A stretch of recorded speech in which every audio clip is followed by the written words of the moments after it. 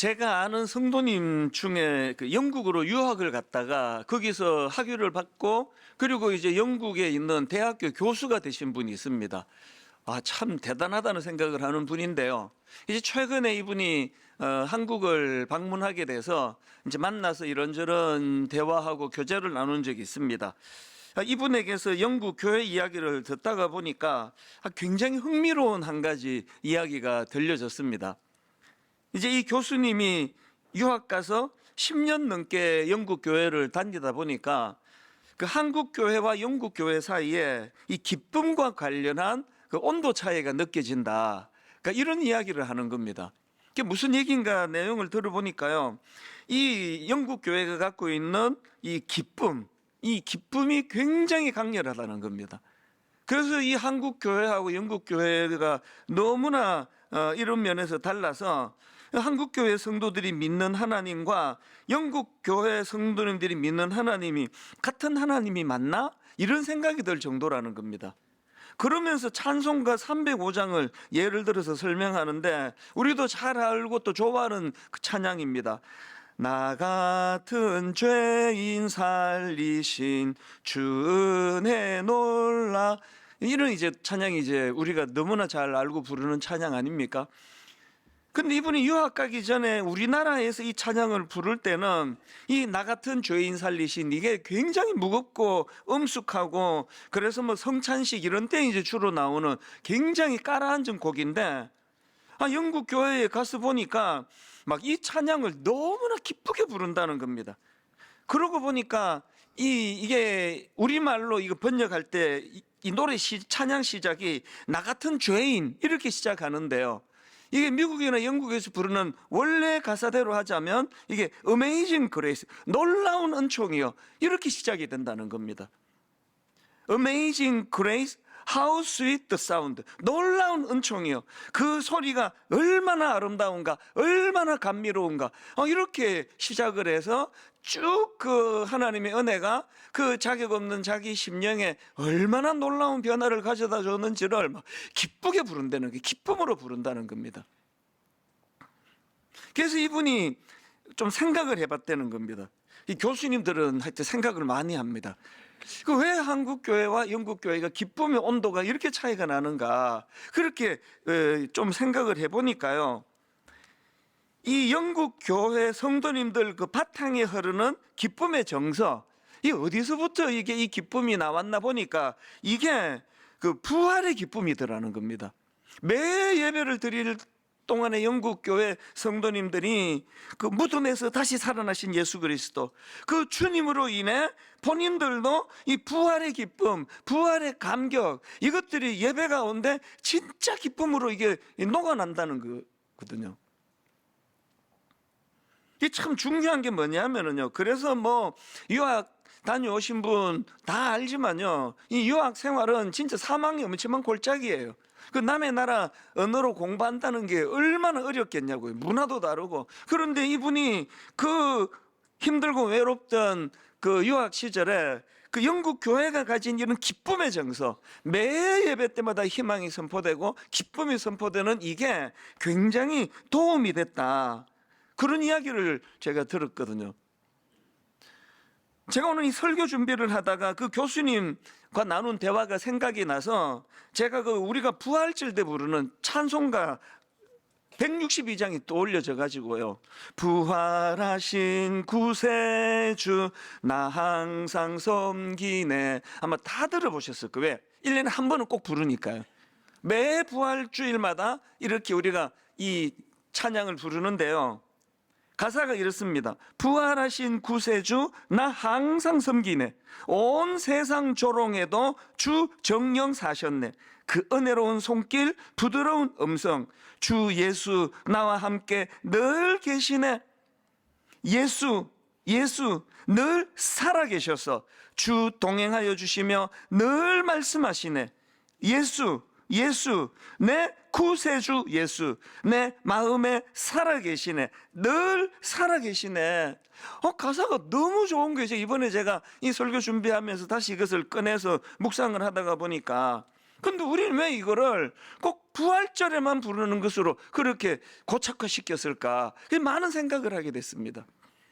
오늘 한 주 동안 여러분이 사망의 음침한 골짜기를 방불케 하는 낙심을 경험하고 두려움을 경험하고 절망을 경험하다가 함께 예배를 드리면 우리가 주님 안에서 살아나는 거예요. 나 안 죽었다. 여러분 그거 아십니까? 우리가 매 예배 때마다 거기가 사망의 음침한 골짜기인 줄 알았는데요, 이게 원어로 보면은 사망의 음침한 골짜기가 아니에요. 죽음의 그림자가 드리워진 골짜기예요.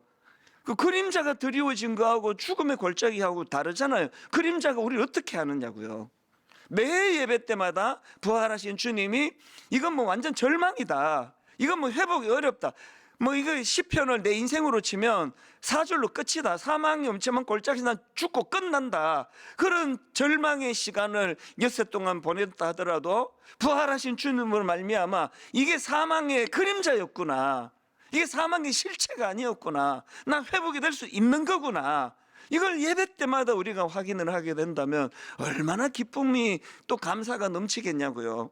지금 제가 지난 2학기부터 내내 이제 우리 청년들 살려야 된다, 청년부 살려야 된다, 3040 이제 힘이 그들에게 북돋아지도록 내년에 모든 에너지를 다 쏟기를 지금 준비하고 있는데요, 여러분 우리가 청년들을 위해서 기도해야 된다면 딱 하나입니다. 영국으로 유학 간 그 교수님이 그 젊은 시절에 너무나 힘든 그 유학 생활 가운데 예배가 자기를 영향을 미치고 영국 교회 성도들이 보여준 그 놀라운 기쁨, 부활의 기쁨, 이게 이분 삶에 유학 생활에 영향을 미쳤다고 한다면 우리 청년들이 모태신앙이라서 부모님 따라 교회는 왔다 갔다 했지만 그분이 그런 얘기를 하시더라고요.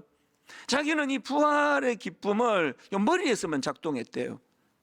근데 영국에서 자기가 경험하면서 이게 실체구나, 이게 진짜 기쁨이 될 수 있는 거구나. 내년에 우리 청년들이, 우리 대학생들이 또 3040 세대가, 여러분 3040 세대가 제일 힘들 때예요. 아기가 생겨나면 막 힘에 겹도록 그 아기를 위하여 에너지를 다 쏟을 때고요. 또 결혼이 안 되면 결혼이 안 되는 것 때문에 또 스트레스를 받고요. 막 이렇게 저렇게 자리를 잡아가는 과정이니까, 그래서 지금 3040 세대가 한국 교회를 많이 떠난다 그러는데 이거야말로 이상한 일이에요. 가장 힘든 인생의 3040 시기이기 때문에 가장 주님을 더 많이 의지해야 될 때 아닙니까? 가장 사망이 엄청난 골짜기를 거치는 인생이 가장 우리와 함께 하시는 그 주님을 경험해야 될 때 아니냐고요. 그래서 분당 우리 교회가 어떤 경우도 뭐 하긴, 저는 뭐 교역자들한테 매년 1월 1일이 우리는 새로 창립하는 기분이에요. 내년에 또 우리 또 새로 시작하자. 교역자들이 속으로 하여튼 저럴 줄 알았다 그러고 있을 거예요 아마. 그럼 뭐 맨날 새로 시작한다 그러는데 어떡합니까? 새해가 바뀌었으니까 새로 시작해야죠. 성도님들 이게 동의가 되십니까? 영국에 한번 다녀오세요. 그래서 여러분 다시 한번, 맨날 드리는 예배인데 뭐 그거 아니에요. 맨날 드리는 예배가 아니라 오늘 새롭게 드리는 예배예요. 새해가 또 밝아지면 하나님 앞에 새롭게 꿈을 꾸면서 예배가 부활하신 주님의 임재하심으로 너무나 기쁘고 감격되는, 가슴이 벅차오르는 그런 예배의 자리로 나아가게 되시기를 바랍니다. 이게 굉장히 중요한 게요, 이런 관점으로 제가 오늘 본문을 다시 한 번 더 살펴보니까 참 흥미로운, 너무나 또 중요한 포인트가 발견이 되는 겁니다. 여러분 아시지만 시편 23편 1절이 이렇게 시작하지 않습니까? 여호와는 나의 목자시니 내게 부족함이 없으리로다, 이렇게 말씀을 시작하는데요, 이게 발전이 돼가지고 오늘 본문 5절에 보니까 주께서 내 원수의 목전에서 내게 상을 차려주시고 기름을 내 머리에 부으셨으니 내 잔이 넘치나이다. 여러분 내게 부족함이 없다, 이게 좀 소극적인 느낌을 주잖아요. 내게 부족함이 없다 이거하고 내 잔이 넘치나이다, 이게 굉장히 이게 발전된 개념 아닙니까? 아니 내게 부족함이 없으리로다, 이렇게 소극적으로 시작한 이 시편 23편이 왜 5절에 가서 내 잔이 넘치나이다, 이런 훨씬 적극적인 이런 기쁨을 표현할 수 있게 됐나 보니까요, 참 이게 아이러니예요. 그 원인이 있는데요. 왜 1절보다 5절에도 활력이 살아났느냐 하니까 그게 4절에 등장하는 내가 사망의 음침한 골짜기로 다닐지라도, 이런 활력이 살아나게 된 그 배후에는 사망의 음침한 골짜기가 있네요. 이게 놀라운 거 아닙니까? 아니 어떻게 사망의 음침한 골짜기를 경험하면 있던 활력도 다 가라앉아 버리는데, 아니 이렇게 활력이 생겨나고 내 잔이 넘치나이다라고 고백하게 된 그 원동력이 그게 바로 사망의 음침한 골짜기를 지났기 때문이다. 이게 뭘 의미하느냐고요. 그 교수님 말씀처럼 찬양 하나를 불러도요, 나 같은 죄인 이렇게 시작하고 그 참 용서받지 못하는 나한테 초점을 두면 어둡고 우울하게 부를 수밖에 없지만, 그러나 같은 가사라도 Amazing Grace, 하나님의 은총이다, 은혜다 이렇게 시작하면은 그것이 기쁨의 찬양이 되고 활력이 된다고 한다면, 우리는 지금 액센트를 어디다 두고 사시느냐고요. 4절을 액센트를 달리해서 한번 보십시오. 내가 사망의 음침한 골짜기로 다닐지라도 해를 두려워하지 않을 것은 주께서 나와 함께 하심이라. 주의 지팡이와 막대기가 나를 안위하시나이다. 제가 분당에 산 지가 20년이 넘었고요. 드림센터를 뭐 그냥 하루에도 몇 번씩 들락거리는데요. 평소에는 어느 병원이 있는지 관심도 없고 몰라요. 그러다가 제가 독감에 걸리잖아요. 검색도 해보고 다녀보고 하면은, 이야, 병원 이렇게 많았나? 그리고 또 그 좋은 병원이 또 이렇게 많이 있네. 제가 만약에 이제 뭐 좀 목에 문제가 생겨가지고 이비인후과를 찾으면요, 그전에는 이비인후과가 있는지도 없는지도 몰랐잖아요. 필요가 없었으니까. 신앙도 마찬가지예요. 왜 모태신앙 청년들이 믿음이 들어오기가 어려운지 아세요? 늘 있었거든요. 맨날 가는 게 교회거든요. 그래서 뭐 그냥 뭐 교회를 문화적으로 왔다 갔다 했는데, 그러다가 한번 이제 결혼하고 또 어떤 어려움을 만나고 사망의 음침한 골짜기를 지나게 되면 그때 너무나 절실해져서 어떻게 합니까? 주께서 나와 함께 하심이라. 그 다음이 뭡니까? 주의 지팡이와 막대기가 나를 안위하시나이다. 평상시에는 뭐 그 목자가 뭐 지팡이를 갖고 왔는지 집에 두고 왔는지 관심도 없었다가 사망의 음침한 골짜기를 지나보니까, 이야, 목자 되신 그분이 지팡이와 막대기를 갖고 이렇게 섬세하게 우리를 인도해 주시는구나, 그걸 경험하게 되는 거거든요. 사망의 음침한 골짜기가 피할 수 없는 것이라면, 그것이 여러분 고난 중에 주님이 어떻게 나를 섬세하게 인도하시는가를 경험하는 재료로 쓰자는 거예요. 그렇게 재료로 썼더니 소극적으로 내게 부족함이 없습니다 그랬던 다윗이 그 고난의 사망의 음침한 골짜기를 지나고 나서는 내 잔이 넘치나이다. 이 은혜로운 고백이 사망의 음침한 골짜기를 지난 다음에 그렇게 선언이 된다는 것입니다. 근데 여기서 한 가지, 4절을 다시 한번 보십시오. 내가 사망의 음침한 골짜기로 다닐지라도, 제가 다닐지라도에다가 액센트를 넣어가지고 이걸 좀 묵상을 했는데요. 왜냐 하니까 여기 나와 있는 다닐지라도, 이걸 영어 NIV 성경을 찾아보니까 walk through라고 돼 있더라고요. 그러니까 이걸 번역하면 이게 우리말이 잘못됐어요. 사망의 음침한 골짜기를 다니는 게 아니라요, 그 지점을 그냥 통과하는 거예요. 거기서 그냥 그 다니는 거하고 통과하는 거하고 다르잖아요. 사망의 음침한 골짜기를 지금 통과하는 게 통과. 꼭 필요해서 요즘 뭐 자주 인용하지만 서울역에서 기차를 타면 부산역까지 터널 몇 개는 반드시 지나는 거예요. 그 통과하는 거예요. 그 터널을 그 컴컴한 거 왜 만들었냐고요. 그래야 지름길로 가기 때문이잖아요. 나 터널 싫어 그러면 서울에서 부산까지 한 뭐 10시간 이상 걸릴걸요 아마. 막 계속 기차가 오르락 내리락 해보세요. 그 터널이 유익하기 때문에 지나가는 거예요. 통과하는 거예요. 지난주 제가 인용했던 저희 제자 자매 그 기억하시죠? 30대 중반이라는 젊은 나이에 뇌종양 판정을 받고는 이제 수술을 기다리는데 두려움이 밀려왔대잖아요. 막 너무 두려워서 그가 그때 하나님께 SOS를 친 거 아닙니까? 그리고는 하나님께 기도하고 나서 마음에 하나님께서 이거 예배하러 가는 거다. 이거 또 다른 형태의 예배다. 그래서 수술실로 가는 내내 마취하는 그 과정까지 계속 그 마음에서 찬양이 흘러나왔고, 그래서 무사히 수술을 잘 마쳤고, 그리고 완치 판정을 받았고, 그리고 시간이 좀 지났는데 제가 그 자매를 만나 대화를 할 때 이 이야기를 해줬거든요. 너는 사절을 잘 통과한 거다. 그래서 내가 영어 성경으로 보니까 이게 walk through라고 그러더라. 그랬더니 이렇게 고백을 했어요.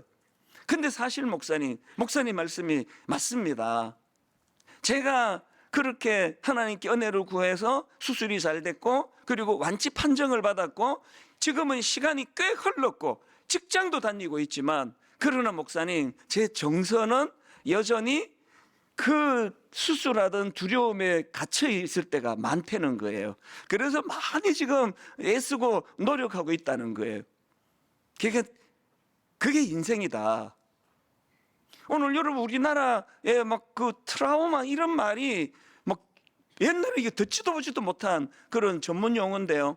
뭐 입에 달고 있는 게 트라우마예요. 뭐 어릴 때 트라우마, 뭐 누구한테 받은 상처 트라우마. 그게 뭡니까?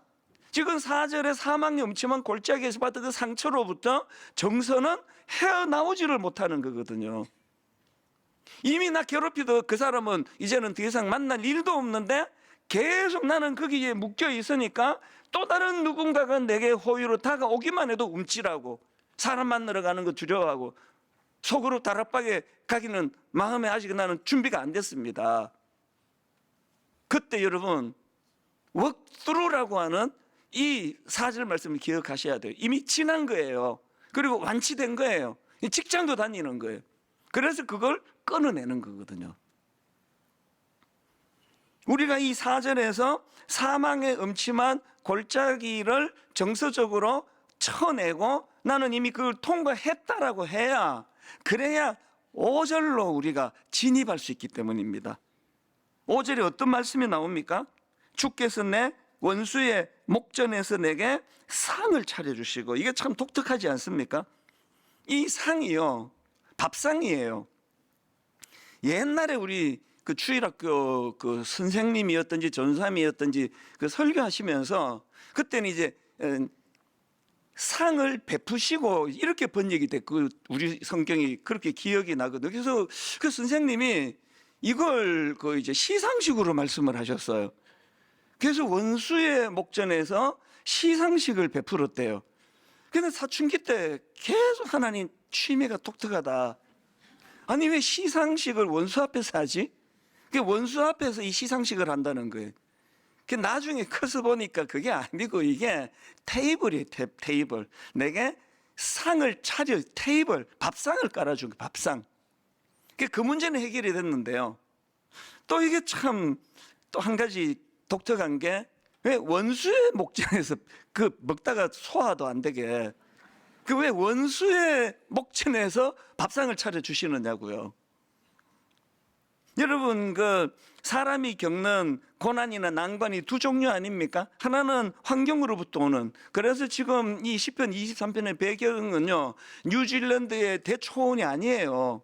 여기는 그 돌멩이가 가득한 골짜기 같은 곳이에요. 환경이 아주 열악합니다.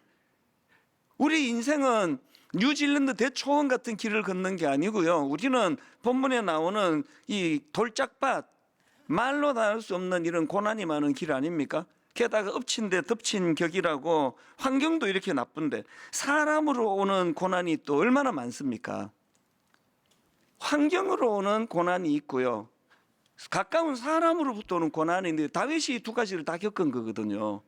그래서 여러분, 이 5절에서 주께서 내 원수의 목전에서 내게 상을 차려주시고, 이 의미가 뭐냐면 어느 번역 성경에 보니까 이걸요, 원수들 보라는 듯 상을 차려주시고 그래요. 원수들이 보라는 듯. 그래서 이 원수의 목전에서 상을 차려주셨다는 말씀의 표현은요, 격려의 의미예요. 원수들이 보라는 듯. 너 봤지? 우리 하나님이야 이분이. 그리고 또 원수들이 보라는 듯 상을 차려주셨다는 이 말씀은요, 하나님께서 원수 편을 들지 않고 다윗 편을 드신다, 그런 의미 아닙니까?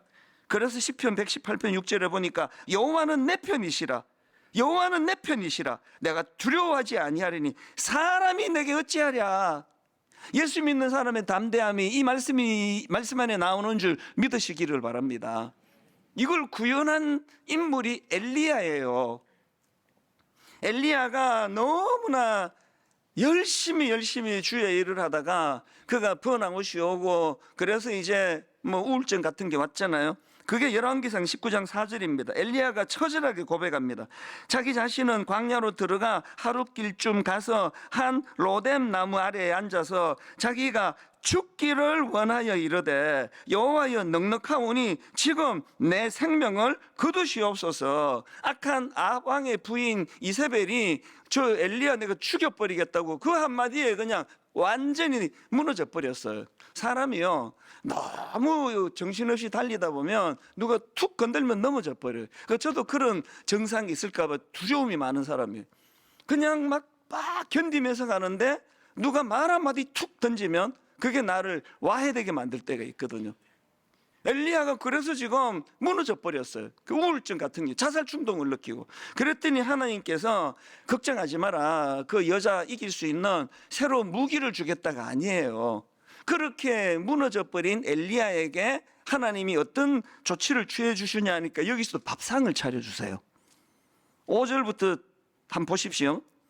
로뎀 나무 아래에 누워 자더니 지금 너무나 의기소침해서 엘리야가 그렇게 자빠져 있는데요. 로뎀 나무 아래에 누워 자더니 천사가 그를 어루만지며 그에게 이르되 일어나서 먹으라 하는지라. 본적 밥상이 차려졌어요. 본적 머리맡에 숯불에 구운 떡과 한 병 물이 있더라. 이에 먹고 마시고 다시 누웠더니 여호와의 천사가 또 다시 와서 어루만지며 이르되 일어나 먹으라. 내가 갈 길을 다 가지 못할까 하노라 하는지라. 그렇게 하나님이 밥상을 차려가지고 그 원수 그 이세벨 또 아합이 공격하는 그 상황에서 밥상을 차려서 먹였더니요 엘리야가 회복이 됐어요. 8절에도 또 먹는 게 나옵니다. 이에 일어나 먹고 마시고 그 음식물의 힘을 의지하여 40주 40야를 가서 하나님의 산 호렙에 이르니라. 여러분 지쳐 계세요? 뭐 새로운 막 사업 자금 줘서 회복되는 거 아니에요. 막 적을 이길 수 있는 무기를 손에 쥐어야만 회복이 되는 게 아니고요. 저는 여러분들이 하나님이 차려주시는 원수 앞에서 차려주시는 밥상의 의미를 알게 되시면 좋겠습니다. 그래서 저는 가평 우리 마을을 세워놓고 뭐 도저히 제가 거기 자주 갈 여건이 안 돼서 뭐 자주 가지는 못해도 항상 마음으로 하나님 저 가평 우리 마을은 지친 이들의 쉼터가 되기 원합니다. 그 가평 우리 마을에서 뭐 밥도 맛있고 뭐 또 목사님들이 그렇게 저한테 연락이 많이 와요. 이상하게 가평 우리 마을 다녀가고 회복이 된다고 힘이 난다고 그런 이야기들을 많이 하는데 뭐 글쎄 뭐 밥에 뭐 이상한 걸 타가지고 그런 게 아니고요. 저도 이제 가평 우리 마을 뭐 손으로 꼽을 만큼밖에 안 갔지만 새벽이 저에게 신비해요. 가평 우리 마을이 지친 목사님들, 전사님들, 지친 성도님들 이제 점점 가면 예수 믿지 않는 자들이 그 길을 많이 찾기를 바래요. 그 이상하네. 여기서 하루 자고 났는데 이게 회복이 되네. 치유가 되네. 그런가 하면 저는 주일마다 드리는 이 예배가 주님이 차려주시는 영적인 밥상의 시간이 되기를 바래요. 여러분 제가 주님이 허락하신 요리사로서 다시 한번 제가 더 애쓰겠습니다. 더 주님 음식을 잘 제가 맛깔나게 빚으려고 설교를 더 잘하려고 정말 더 애쓰겠습니다. 여러분도 매 예배 때마다 이 예배가 주님이 차려주시는 엘리야에게 차려주신 밥상이 되는 예배가 되기를 원합니다. 그래서 여러분들이 하셔야 되는 게 있는데요. 이 주님이 차려주는 이 상의 의미 꼭 이렇게 원수 앞에서 아니라도요. 성경에 보면 주님이 밥상을 차려주시는 내용이 되게 많이 나옵니다. 탕자의 비유에서 탕자가 그 페르나 같은 자식이 허랑방탕하게 아버지 유산을 다 그렇게 소진하고 그리고는 비참한 상태가 돼갖고는 아버지가 떠올랐네요. 그래서 염치가 없으니까 나는 이제 뭐 아들 자격이 없습니다. 종으로 써주세요. 그랬을 때 아버지가 복잡한 얘기 하지 않으세요. 상을 차려주세요. 누가복음 15장 22절 탕자의 아버지를 보세요. 아버지는 종들에게 이르되 제일 좋은 옷을 내어다 입히고 손에 가락지를 끼우고 발에 신을 신기라. 그리고는 또 밥상이 나와요. 살찐 송아지를 끌어다가 잡아라. 우리가 먹고 즐기자. 여기서 아버지가 차려주시는 잔치상은 그 페르나 같은 아들을 용서하시겠다, 용납하시겠다는 의미예요. 우리가 예배의 자리로 나올 때마다 이 감격이 있어야 돼요. 저는 설교자니까요. 설교할 자격도 없는 나 같은 게, 내가 무슨 자격으로 이 자리에 내가 행위로 쓴다면은 나는 자격이 없을 텐데, 오늘도 주님이 저에게 말씀 전하는 종의 자리로 세워주셨다. 이게 주님이 저에게 차려주시는 밥상이에요. 밥상. 예수님도 이런 일을 제자들에게 하신 적이 있지 않습니까? 그 부실한 제자들이 예수님이 십자가 지시던 때 가장 그들의 도움이 격려가 필요하던 그때에 다 도망가 버리고 배신해 버리고, 그리고는 이제 십자가 지신 이후로 제자들은 이제 완전히 옛날로 다 돌아갔어요. 우리 업으로 돌아가자, 옛날로 가자. 완전히 궤도를 이탈한 그 제자들인데 부활하신 주님이 딴 데 찾지 않으시고요, 그 제자들의 변질되고 타락한 현장을 찾아주세요. 그리고 거기서도 복잡한 말씀 안 하세요. 밥상을 차려주십니다. 요한복음 21장 12절입니다. 예수께서 이르시되 와서 조반을 먹어라. 복잡한 얘기 안 하세요.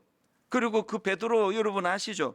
바로 이제 그 다음에 보면은 베드로가 배신한 베드로에게도 그 상을 차려주신 주님께서 그에게 다시 이제 여러분 너무나 잘 아는, 네가 여전히 나를 사랑하느냐? 내 양을 먹이라. 내 양을 먹이라. 사명 회복이 거기서 나왔단 말이죠. 그래서 저는 오늘 이것과 관련해서 두 가지 간곡한 부탁을 드립니다. 예수 믿는 우리 모두는요, 이 주님이 차려주시는 영적인 밥상을 갈망해야 돼. 이 회복이에요. 이 치유입니다. 참 세월이 얼마나 빠른지요. 저희 어머니가 천국 가신 게 벌써 1년이 된, 이제 조금 있으면 1년이에요. 그 요즘엔 자주 이제 어머니와의 추억이 문득문득 떠오르는데요, 내가 이렇게 울컥하는 그 장면이 하나 있습니다. 저는 이제 목사 역할을 하나님이 맡기셨기 때문에 이제 30살이 되던 해에 한국으로 이제 여기민으로 왔고, 어머니는 이제 미국에서 계속 사셨으니까요. 사실 뭐 돌아가시기 전까지 한 33, 4년을 어차피 떨어져서 지냈습니다. 그리고는 이제 1년에 한 번이나 미국에 가서 어머니한테 찾아뵈면요, 연세가 드실수록 어머니가 집착하는 게 하나 계시는 거예요. 저 밥에 먹이시는 거. 그 제가 보니까 이제 뭐 90 다 돼가지고 너무 힘드신데, 그게 뭐 요새 엄마 요새 뭐 먹는 게 뭐가 귀합니까? 그 식당 가서 그냥 내가 사드릴게. 아니라는 거예요. 그래갖고는 그 누나 차빌려가지고 그 이제 한인 그 식품점에 가서 고등어도 사고 뭐 김치도 사고 다 이렇게 사갖고 와갖고는 그 민망하잖아요. 그 어머니 사시는 아파트에 그 젊은 제가 아들이 멀뚱멀뚱 있고 그렇게 수고해가지고 막 그렇게 밥을 그렇게 차려서 저 먹이시는 걸 굉장히 중요하게 생각하시더라고요. 근데 제가 요즘에 자꾸 떠오르는 그 장면이 어디냐 하면은요, 그게 어느 해인지는 기억이 안 나요. 90이 넘으신 어떤 해겠죠. 어느 날 이제 인사하러 시카고에 갔더니 어머니가 이런 말씀을 하세요. 이제는 내가 더 이상 밥상을 차릴 수가 없게 됐다. 기운이 빠져서 그게 이제 안 된다. 그럼 뭐 아무렇지도 않아요. 저는 뭐 식당에서 먹거나 어머니 모시고 뭐 같이 식당 가서 먹으면 되는데 그 슬픈 표정이 잊혀지지가 않아요. 왜 어머니에게는 오랜만에 오는 아들 밥 먹이는 이 일이, 밥 지어 먹이는 일이 이렇게 중요하셨을까? 울컥하죠. 그게 사랑의 표현이었어요. 내 아들 내가 밥 지어갖고 내가 한번 먹이고 싶은 그 마음이, 그게 어머니의 사랑의 마음이에요. 이번에 제가 이 설교를 준비하다가 우리를 향하신 예수님의 마음을 제가 알게 된 게 나와요. 그게 요한계시록 3장 20절입니다. 볼지어다 내가 문 밖에 서서 두드리노니 누구든지 내 음성을 듣고 문을 열면 내가 그에게로 들어가. 뭐 복잡한 일 하시는 게 아니에요. 그와 더불어 먹고 그는 나와 더불어 먹으리라예요. 우리 어머니 마음, 우리 주님 마음, 너무 똑같이 느껴지는 거예요. 여러분 이 자리로 불러 모아서 여러분에게 뭘 요구하십니까? 뭘 여러분에게 그렇게 부담스러운 걸 우리 교회는 헌금도 강조 안 하잖아요. 헌금 주머니도 안 돌리잖아요. 헌금에도 명단 발표도 안 하잖아요. 뭘 여러분에게 부담을 주시느냐고요. 그냥 밥 한 끼 하자예요. 엿새 동안 그렇게 세상에 찌들어 살고 있는데 밥 한 끼 같이 하자. 밥 한 끼. 이건 못 해드립니까 여러분? 우리가 주님 앞에서 네 마음을 다오해요. 나는 너와 더불어 먹고 그는 나와 더불어 먹고. 우리가 주님 앞에서 이 마음을 드리는 거예요. 인격적인 교제. 예배 여러분 좀 정성을 더 드릴 수가 없습니까? 잠옷 입고 그렇게 거실에서 예배 드려도 예배예요. 그러나 여러분 밥상을 준비하시는 그 주님의 정성을 생각하신다면, 여러분 드림센터에서 설교자 얼굴 안 보고 화면으로 보면 더 마음을 쓰셔야 돼요. 더 놓치는 게 없는가. 그런가 하면 두 번째로요, 진심으로 부탁합니다. 분당 우리 교회는 밥상 공동체가 되기를 원해요. 지친 그 누군가에게 밥 한 끼 대접하는 그런 교회가 됐으면 좋겠습니다. 제가 늘 꿈꾸는 게 하나 있는데요. 은퇴하기 전에 이루어질지 안 이루어질지 모르지만 언젠가 저에게 안식년이나 안식월이 다시 주어진다면 저는요, 추수감사절을 미국에서 꼭 보내고 싶어요. 그리고 크리스마스를 꼭 미국에서 보내고 싶어요. 언제 한번. 근데 이때가 교회가 제일 바쁠 때니까 한 번도 그렇게 못했거든요. 이제 여름 기간에만 미국을 다녀오는데 언젠가는 제가 추수감사절을 거기서 꼭 보내고 싶어요. 막 미국 사람들이 크리스마스에 막 현란한 추리하고 그것 때문이 아니에요. 제가 마음에 뜨거움이 있기 때문이에요. 제가 20대 초반에 엄청 고생하고 막노동하고 통장이 20불까지 떨어지고 그랬던 이야기를 종종 하잖아요. 그때 제가 교회가 나 살려줬던 이야기를 종종 하는데 살려준 게 딴 게 아니에요. 그 추수감사절만 되면은 하여튼 또 크리스마스만 되면 꼭 그렇게 성도님들이 저를 집으로 초대하는 거예요. 그래갖고는 정성껏 추수감사절 때는 이제 터키 요리 해가지고 그 금요일 공휴일이 이제 우리는 아니지만 미국은 추수감사절이 이제 11월 몇째 주 목요일인가 이렇게 따로 공휴일이 있습니다. 그러면 집으로 초대해가지고 그렇게 터키를 구워갖고 대접하고, 또 성탄절이 되면은요 25일 오전 예배가 마쳐지면 하여튼 무조건 끌고 가다시피, 솔직히 귀찮을 때도 있는데 데리고 가가지고 그렇게 저를 밥에 먹이는 분이 계셨어요. 그래서 그때는 내가 참 철이 없어가지고요, 야, 내가 참 이 아줌마들한테 이렇게 인기가 있다 생각했어요. 그러니까 참 우리 어른들이 이렇게 나한테 관심이 많고, 야, 내가 참 괜찮은 사람이고, 진짜 그렇게 생각한 적이 있어요. 왜 서로 데리고 가서 먹이겠다니까. 지금 와서 생각하면요, 불쌍해서 데리고 간 거예요. 불쌍해서 고생하는 거 아니까. 근데 더 목이 메이는 거죠. 그 불쌍하니까 그게 기분이 나쁘지 않고요, 마음이 뜨거워져요. 분당 우리 교회가 매 예배 때마다 밥상을 차려주시는 주님의 은혜로 감격을 회복하고, 이걸 어떤 지친 누군가에게 집에 초대해서 밥 한 끼 해주는 걸로 우리 교회가 이렇게 발전할 수는 없을까요? 성탄절마다 리본 무슨 프로젝트 그러고 30교회 섬기기 어떻고 저떻고 많이 했는데 올해는 아무것도 안 하고 싶어요. 아무것도 하지 말자고요.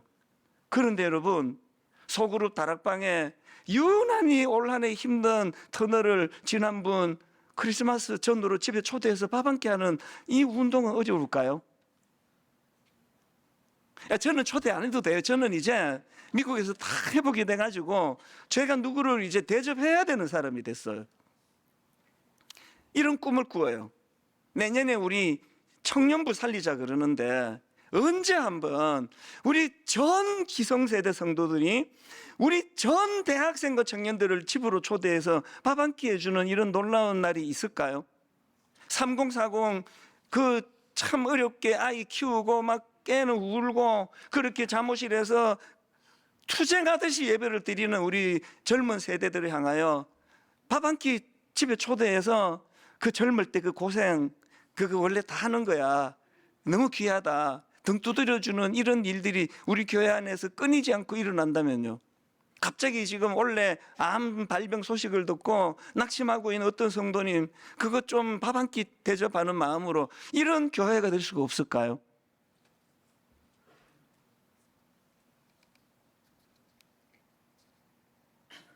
결론을 저는 이렇게 맺기를 원합니다. 이 설교를 준비하다가 이제 제가 옛날에, 지금은 그렇게 뭐 못하는데요. 이제 우리 집 강아지가 이제 저희 집에 오고 나서 산책을 제가 주로 많이 시켰는데요. 이제 밤에 주로 시키잖아요. 낮에는 또 다 일을 하니까. 그 밤에 얘를 데리고 이제 공원을 가면은 저는 알았죠. 이 강아지가요, 개가요, 그렇게 겁이 많은 동물이라는 걸 제가 알게 됐죠. 우리 집 강아지는 겁이 더 많아요. 그래서 제가 얘를 데리고 산책하다가 내가 되게 참 황당한 게, 얘는 공원으로 가다가 자기 그림자 보고 놀라는 거예요. 이렇게 뭐가 물체가 움직이는데 지 그림자거든요.